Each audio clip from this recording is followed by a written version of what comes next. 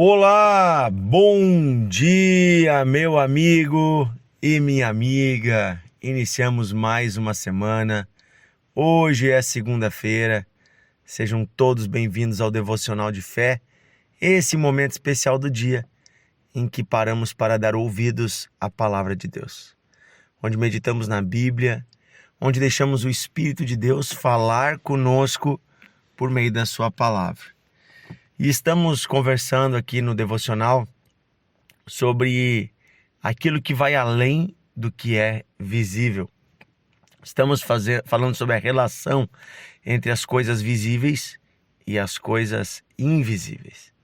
Aquelas coisas que são do mundo espiritual, que são do campo da promessa, da esperança e da relação do homem material, passageiro, nessa terra com o Deus invisível, eterno, real.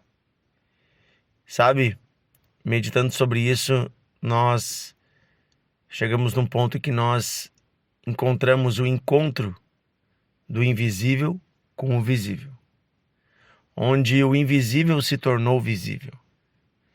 E eu quero ler com você o texto da Escritura Sagrada em Colossenses, Carta de Paulo aos Colossenses, capítulo 1, versículo 15 em diante. E aqui o apóstolo começa a descrever a pessoa de Jesus. Começa a descrever quem Jesus é. E ele diz assim, ele é a imagem do Deus invisível, o primogênito de toda a criação, pois nele foram criadas todas as coisas, nos céus e sobre a terra. As visíveis e as invisíveis.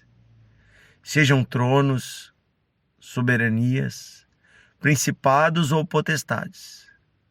Tudo foi criado por meio dele e para ele.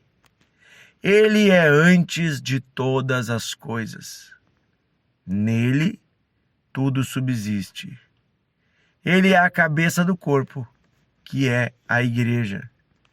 Ele é o princípio, o primogênito dentre os mortos, para ter a primazia em todas as coisas.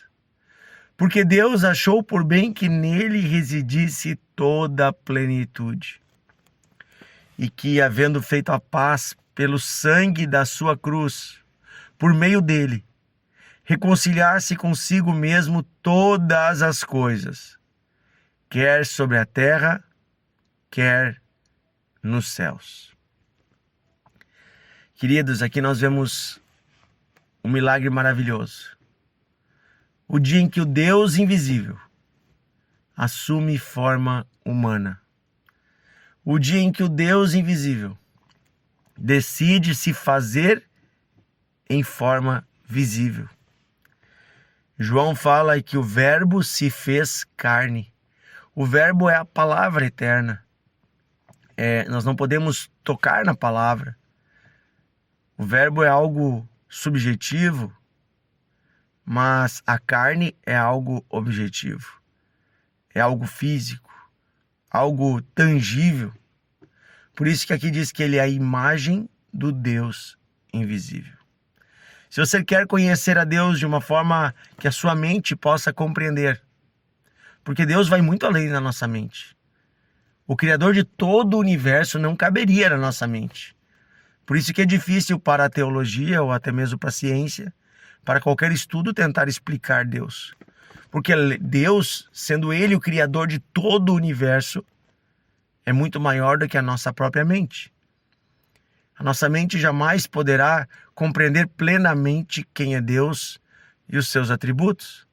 Apenas podemos compreender uma parte deles em comparação com as coisas materiais que nós vemos nesse mundo. Então, por exemplo, nós dizemos que Deus é Pai, porque a paternidade é uma relação entre os humanos que nós reconhecemos, de um ser que cria outro e que ama e que cuida, mesmo sem receber nada em troca. Então, ao dizemos que Deus é Pai, nós estamos encontrando uma figura humana que para nós se assemelha com algum dos atributos de Deus, a paternidade, a geração da vida, né? Cuidar da vida, o amor de um pai. Mas Deus não é um pai como um pai humano. Você está entendendo?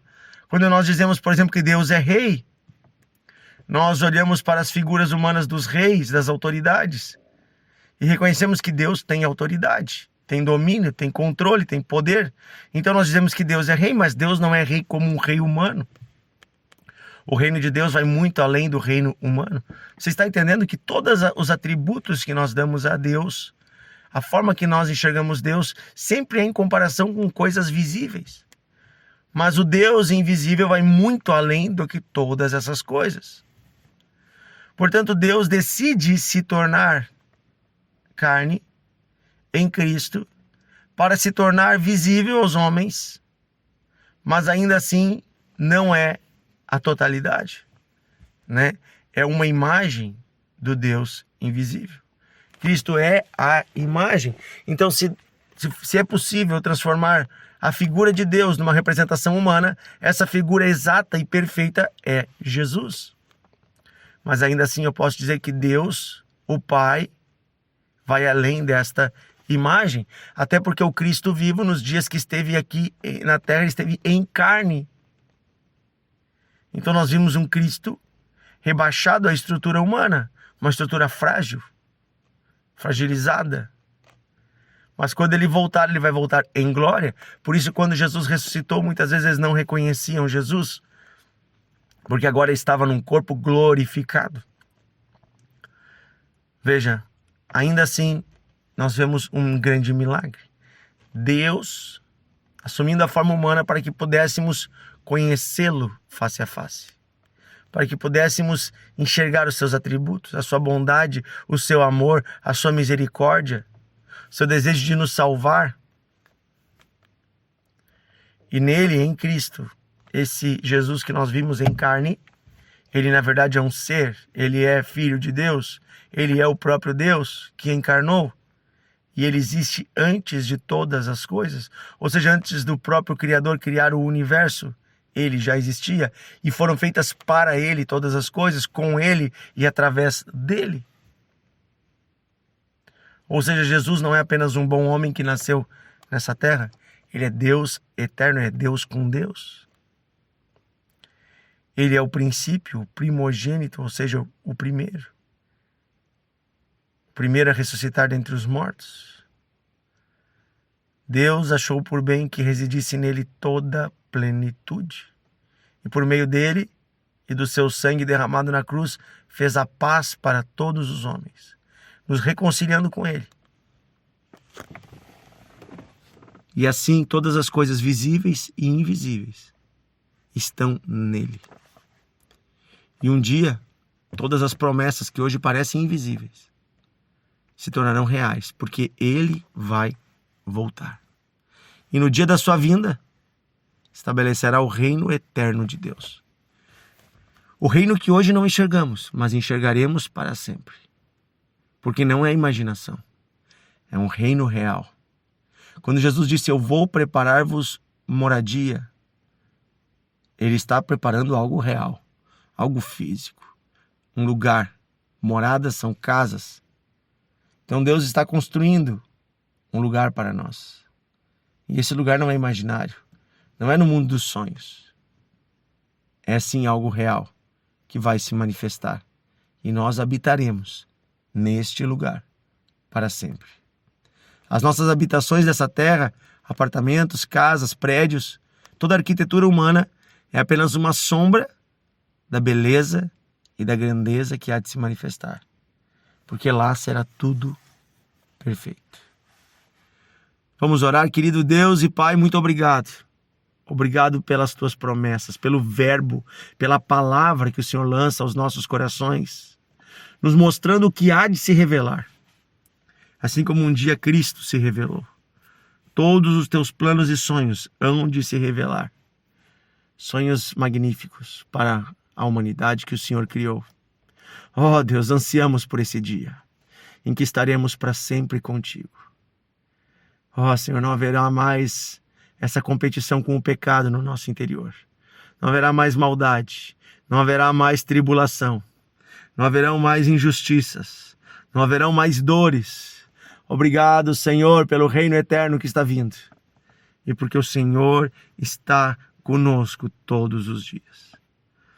Nós te amamos e te adoramos, Senhor. Pedimos a tua bênção, Pai, em nome de Jesus. Amém e amém.